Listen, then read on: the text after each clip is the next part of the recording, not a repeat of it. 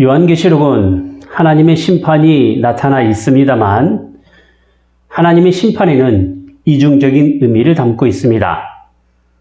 그것은 바로 심판을 통한 구원과 멸망입니다.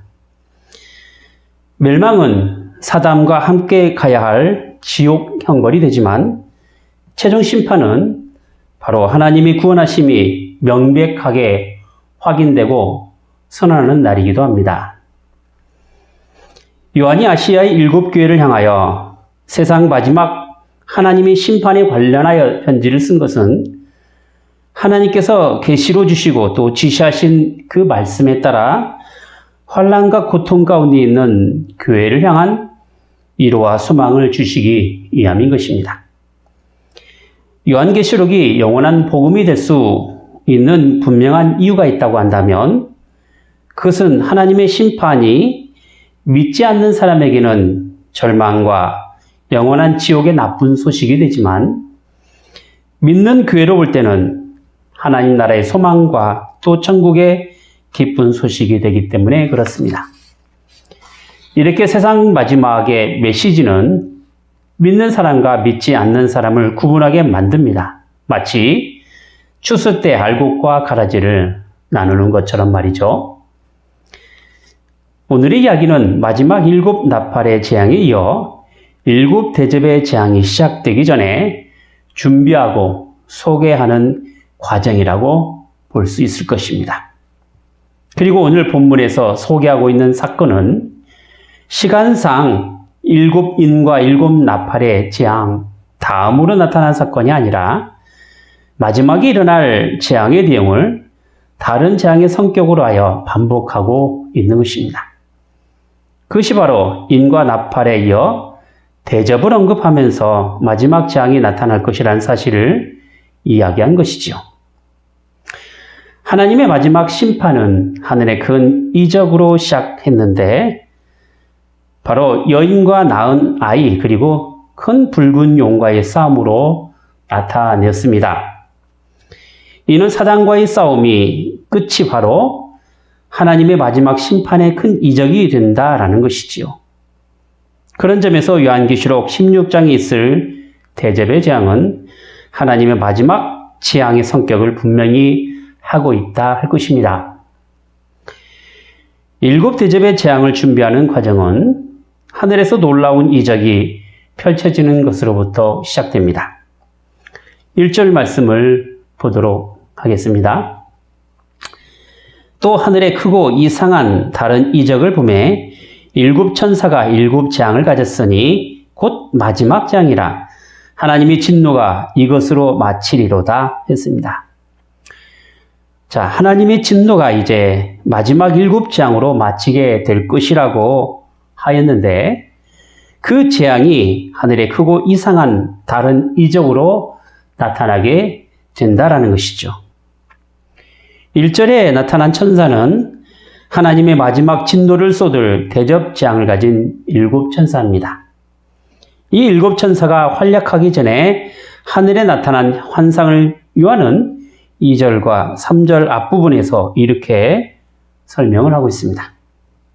또 내가 보니 불이 섞인 유리 바다 같은 것이 있고 짐승과 그의 우상과 그의 이름의 수를 이기고 벗어난 자들이 유리 바닷가에 서서 하나님의 검은고를 가지고 하나님의 종 모세의 노래 어린 양의 노래를 불러 가로되 했습니다.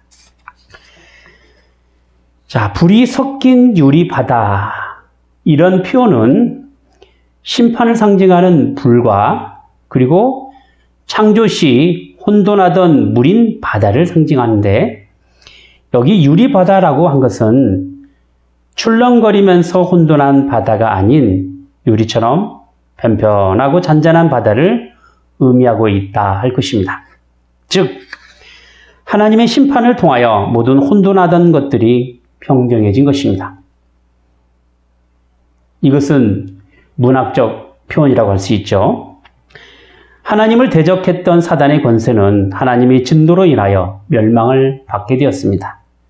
그리고 그동안 일어났던 여러 가지 재앙은 마지막 하나님의 심판으로 마침내 그 결과가 나타나게 된 것입니다. 바로 하나님의 승리가 되는 것이지요. 물론 이후에 있을 7 대접의 재앙이 하나님의 진노로 인한 것이지만 오늘 본문은 최종적인 승리가 하나님께 있음을 확인해 주고 있는 것입니다. 즉, 승리가 보장된 확실한 하나님의 심판이 7 대접의 재앙으로 이루어지게 된다라는 것입니다. 보세요. 하나님의 심판으로 이미 승리가 확보된 재앙에 대하여 믿는 자들은 승리의 노래로 반응했습니다. 바로 세상 권세를 쥐고 있던 짐승과 그의 우상과 그의 이름의 수인 666을 이기고 벗어난 사람들이지요. 그들은 마지막 때의 사단과의 싸움에서 믿음으로 인내하며 신앙으로 하나님의 말씀을 지켰던 사람들입니다. 때로는 사로잡히기도 하고 때로는 그들의 칼에 죽임을 당하기도 했습니다. 하지만 승리의 노래를 부르는 사람들은 검은고와 향이 가득한 금대접으로 기도하는 사람들입니다. 그들은 하나님께 택함을 받은 14만 4천 명이요, 어린 양과 함께 서 있는 사람들이요, 그리고 어린 양의 이름과 아버지의 이름이 있는 사람들이고 마지막 추수 때 알곡으로 곳간에 드리는 사람들입니다. 마지막에 있을 하나님의 심판 날이 믿는 사람들에게는 오히려 승리의 노래를 부르며 기뻐하는 복된 날이 되는 것이지요. 자, 그러면 그들이 마지막 날에 부르던 그 승리의 노래가 무엇입니까? 3절과 4절에 보면 이 노래를 모세의 노래 혹은 어린 양의 노래로 불렀는데 그 노래의 내용이 3절과 4절에 나와 있습니다. 읽어보겠습니다.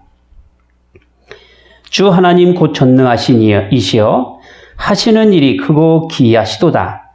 만국의 왕이시여 주의 길이 의롭고 참되시도다. 주여 누가 주의 이름을 두려워하지 아니하며 영화롭게 하지 아니하오리이까. 오직 주만 거룩하시이다. 주의 의로우신 일이 나타났음에 만국이 와서 주께 경배하리이다 했습니다.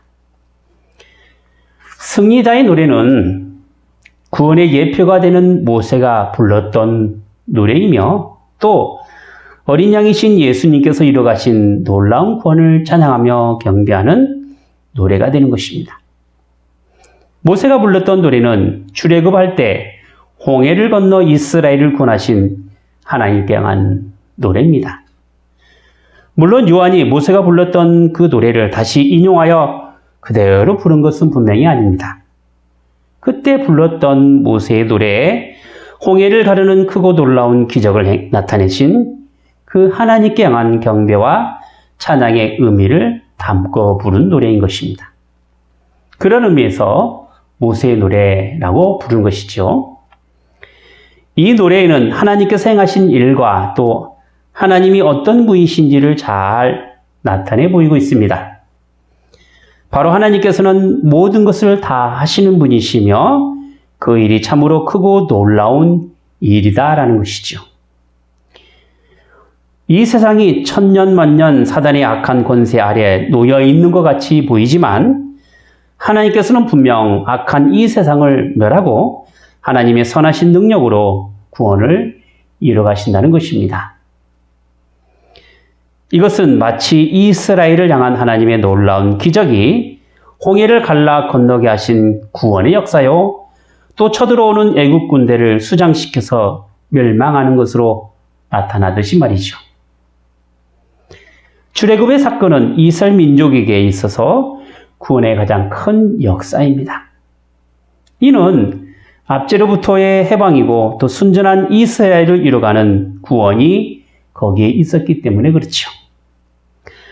사단의 공격으로부터 온전한 구원과 또 하나님 나라를 이뤄가는 놀라운 그 구원이 최종 하나님의 심판으로 이루어진다라는 그 사실로 볼 때 이 홍해 사건에 대한 모세의 찬양이 분명 승리의 노래가 될 수 있는 것입니다.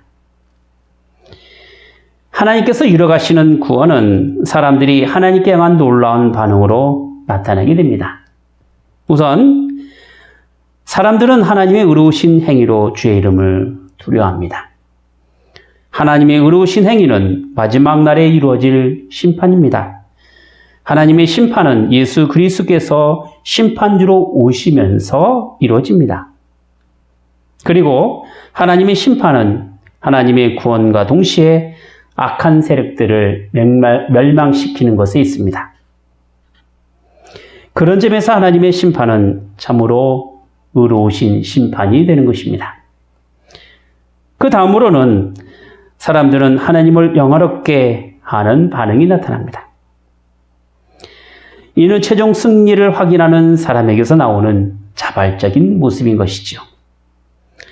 비록 사단의 공격으로 인하여 여러 가지 환난과 핍박이 있겠지만 결국 하나님의 심판대 앞에서는 사단의 악한 세력이 굴복되고 믿음으로 인내하며 싸운 하나님의 택한 사람들이 승리하게 된다는 것입니다. 믿음으로 반응하는 사람들은 그것을 알기 때문에 구원을 이루어가신 하나님을 마땅히 경배할 수밖에 없는 것입니다. 이제 대접재앙에 대한 막이 서서히 오르게 됩니다. 이러한 모습을 오늘 본문 5절에는 하늘의 증거장막의 성전이라고 소개하고 있습니다. 요한계시록에 하늘을 소개할 때 구약에 나타나는 장막이나 성전을 언급하는 경우가 있습니다. 이렇게 하는 것은 특별히 지성소에 있는 언약궤, 즉 법궤가 상징하고 있는 의미 때문에 그렇지요. 지성소의 언약궤는 하나님의 임재를 나타내고 있습니다. 그래서 구약의 이스라엘은 언약궤에서 나타내시는 그 하나님의 다스리심과 인도하심을 따라갔던 것입니다. 하나님께서 언약궤를 통하여 일하시는 것은 언약궤 안에 있는 만나와 두 돌판과 지팡이입니다. 만나는 일용할 양식으로 채워주시는 하나님을 의미하며 두 돌판은 법으로서 다스리시는 하나님을 의미하며 또 지팡이는 그들을 인도하시는 하나님이심을 보여주고 있는 것이죠. 여기 증거장막은 성막을 의미하는데 특별히 언약궤가 있는 지성소를 가리키며 하나님의 영광과 임재를 나타내는 곳이기도 합니다. 그것은 신성한 곳이기 때문에 아무나 들어갈 수 없고 대제사장만이 들어갈 수 있는데 그것도 대속죄일인 1년에 딱 한 번만 들어갈 수 있는 곳입니다. 그런데 이렇게 신령한 장소인 증거장막이 오늘 본문에 뭐라고 하냐면 열렸다라는 것이죠. 그래서 이제는 믿는 사람들은 하나님의 성전인 지성소에 쉽게 들어갈 수 있게 된 것입니다. 구약시대에는 희생제물과 제사장을 통하여 제사로 하나님께 나갈 수 있었습니다. 그런데 이제는 친히 희생제물이 되어주시고 대제사장이신 예수 그리스도를 통하여 직접 하나님과 대면을 할 수 있게 된 것입니다. 하나님과 막혔던 죄의 담을 허시고 담대히 하나님께로 나아갈 수 있게 된 것입니다. 그런 점에서 십자가의 사건은 모든 인류를 대표하여 희생하신 화목제물이 되어주시는 일이요 하나님과 인간 사이의 죄 문제를 중보하시고 해결하시는 대제사장이 되시는 일이기도 합니다. 예수 그리스도의 은혜를 힘입어 담대하게 나아갈 수 있게 된 것은 다시는 죄를 인하여 제사로 드리지 않고 예수 그리스도의 피를 힘입어 성소에 들어갈 담력을 얻었기 때문에 그렇습니다. 우리는 우리를 위하여 휘장 가운데로 열어놓으신 새롭고도 생명이 되는 그 길이 되어주신 것이 바로 예수 그리스도십니다. 그리고 이렇게 하나님과의 직접적인 만남을 이루는 매우 실제적인 그 표시를 역사상에 나타나셨는데 그것은 바로 예수님께서 십자가 위에서 죽으실 때 성전에 있는 성소와 지성소를 구분하고 있는 큰 휘장이 위에서부터 아래로 갈라져 또는 구분이 없어지게 하는 것으로 나타냈던 것이지요. 대접재앙은 이제 성전에서 나온 7 천사가 받은 하나님의 진노를 담은 그 대접을 통하여 나타나게 됩니다. 일곱 천사는 세마포 옷을 입었고 금띠를 띠었습니다. 여기 맑고 빛난 세마포는 부활하신 예수님을 상징합니다. 또한 금띠는 왕의 위엄과 거룩함을 상징하기도 합니다. 그야말로 여기 일곱 천사는 하나님으로부터 받은 위엄과 능력으로 하나님의 진노를 대접으로 쏟아낸다는 것이죠. 오늘 본문 7절에는 대접을 하나님의 진노를 담은 금 대접으로 표현하고 있습니다. 요한계시록 5장 8절 말씀을 보면 금 대접에 대한 표현을 성도의 향기로운 기도다라고 이야기하였고, 여기 성도의 기도는 요한계시록 6장 9절과 10절에 다섯째 인을 떼실 때 죽임을 당한 영혼들이 제단 아래에서 탄원하는 그 기도가 되기도 합니다. 따라서 마지막 재앙으로 나타나는 하나님의 대접 재앙은 사단의 공격으로 인하여 고통 가운데 부르짖으며 구원을 간절히 소망하는 성도의 기도로 이루어지는 것을 우리가 볼 수가 있는 것입니다. 예레미야 51장 7절과 8절에 보면 금잔이 온 세계를 취하게 하는 음녀의 잔이라 이렇게 표현하였고, 그것이 곧 넘어져 파멸될 바벨론이라고 표현했던 것은 하나님께서 내리실 그 진노의 심판과 관련된 표현 방식으로 이 금잔이 사용되었음을 볼 수가 있습니다. 요한계시록 14장과 17장에서도 진노의 포도주잔과 음녀가 가진 가증하고 음행의 더러운 금잔을 또한 표현하고 있다는 것이죠. 이렇게 대접이나 잔을 곧잘 재앙으로 표현함으로써 마지막에 임할 하나님의 심판이 진노의 심판이 될 수 있음을 분명히 하였던 것입니다. 예수님께서도 공관복음서에서 십자가 형벌이 모든 인류의 죄를 대신하여 자신이 마시는 고통의 잔이라고 하였기 때문에 이 잔을 내게서 옮겨달라고 기도한 것을 우리가 말씀을 통해서 볼 수가 있습니다. 이렇듯 하나님께서 내리시는 그 진노의 잔은 성도의 간절한 탄원의 기도로 이루어진 마지막 재앙이라 이렇게 말할 수 있을 것입니다. 정말로 하나님의 진노로 나타내는 대접의 재앙은 성도들의 기도에 대한 응답이 됩니다.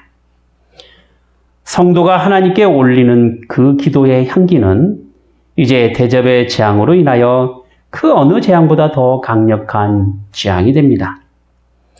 반드시 기도에 응답하시는 하나님께서는 고통 가운데 드리는 그 기도의 응답을 이 세상을 향한 재앙으로 나타내시는 것입니다. 중요한 것은요, 이렇게 대접의 재앙으로 나타내실 때 8절 말씀에 보면 성전의 연기가 차서 재앙이 마치기 전까지는 성전에 들어가지 못한다 라고 했습니다.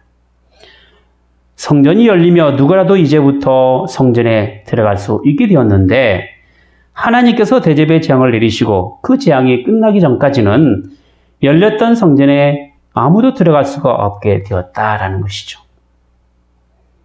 긍휼을 베푸시고 하나님과의 만남을 허락하셔서 그 구원을 이룰 수 있게 되었는데 대접 재앙이 온전하게 이루어질 때까지는 이 모든 하나님의 긍휼과 구원이 나타나지 않게 되고 오직 심판만이 있게 된다라는 것이죠.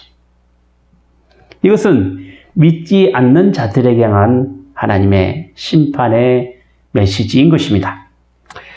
우리는 가끔 하나님을 오해합니다. 그것은 길이 참으시는 하나님께서 끝까지 참으시는 좋으신 하나님이라고 생각합니다. 물론 하나님께서는 인간의 모든 죄를 용서하시는 하나님이시고 그리고 예수 그리스도를 통하여 그 죄를 사해 주시는 인정이 참 많으신 분이십니다. 하지만 하나님의 참으심은 이 세상 심판 전까지의 참으심입니다. 하나님의 심판 때는 반드시 선악간에 심판하십니다. 믿는 사람에게는 부활의 심판으로 분명히 나타나게 되지만 믿지 않고 세상에 따라 사단의 세력에 의지하여 우상을 섬기며 세속화에 물들어 살아가는 예수 믿지 않는 사람들은 멸망의 심판으로 나타나게 된다는 것입니다. 그래서 심판의 때가 이르기 전에 우리가 해야 할 일이 있다고 한다면 이 땅에서 하나님의 긍휼하심에 의지해야 하며 하나님의 사랑과 오래 참으심을 맛봐야 한다는 것입니다. 마지막 하나님이 심판이 시작되면 회개도 늦게 되고 믿음도 늦게 됩니다. 성전에 들어갈 수 없고 하나님을 만날 수 없게 됩니다. 그때 가봐야 후에도 아무런 소용이 없는 것이죠. 지금이 구원의 날입니다. 지금이 은혜를 누리는 날입니다. 전에 믿음 생활했다고 자랑할 것도 없고요. 앞으로 믿음 생활을 할 것이라고 장담도 못합니다. 하나님의 맹렬한 심판이 이르기 전에 우리는 우리가 가진 그 신앙과 믿음의 그 담대함으로 하나님 앞에 지금 나가야 할 것이며 하나님께서 주신 그 구원의 은혜를 누리며 기쁨 가운데 살아가야 할 것입니다. 그렇지 않으면 우리가 가진 신앙이라는 것이 우리를 얽매는 종교 관습이 되고 또 거추장스러운 장식으로 남게 될 것입니다. 그리고 남들에게 보이는 종교 형식이 되고 말 것입니다. 요한이 본 불이 섞인 유리 바다의 환상은 마지막 시대에 살아가고 있는 우리에게 향한 하나님의 심판이 어떤 것인지를 잘 보여주고 있습니다. 그것은 바로 제 아무리 불같이 오는 하나님의 심판이라 할지라도 믿음으로 살아가는 신자들에게는 잔잔한 바다같이 안전하게 될 것이라는 사실을 말이죠. 이 세상에 무슨 일이 일어난다고 하더라도 우리가 걱정하지 아니할 것이 있습니다. 그것은 이미 우리는 하나님의 심판에서 생명으로 옮겨진 사람들이다라는 것이죠. 그래서 이 세상 어떤 재앙에 있다 하더라도 우리가 가진 구원의 생명을 절대 빼앗을 수 없습니다. 로마서 8장 37절과 38절 말씀을 보면 내가 확신하노니 사망이나 생명이나 천사들이나 권세자들이나 현재일이나 장래일이나 능력이나 높음이나 깊음이나 다른 아무 피조물이라도 우리를 우리 주 그리스도 예수 안에 있는 하나님의 사랑에서 끊을 수 없느니라. 우리가 받은 구원의 그 안전함은 언제나 변함이 없으시고 절대 끊을 수 없는 주님과의 사랑으로 말미암습니다. 그런 점에서 우리는 우리를 구원하신 주님께 향한 경배와 찬양으로 영광을 돌려야 할 것입니다.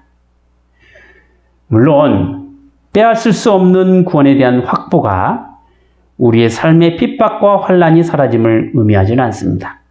여전히 우리는 고통과 고난 가운데 있을 것이고 온갖 고민 속에 살아갈 것입니다.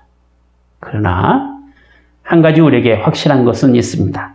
바로 그리스도 십자가로 말미암아 우리를 하나님의 심판에서 제외시켰다라는 것이죠.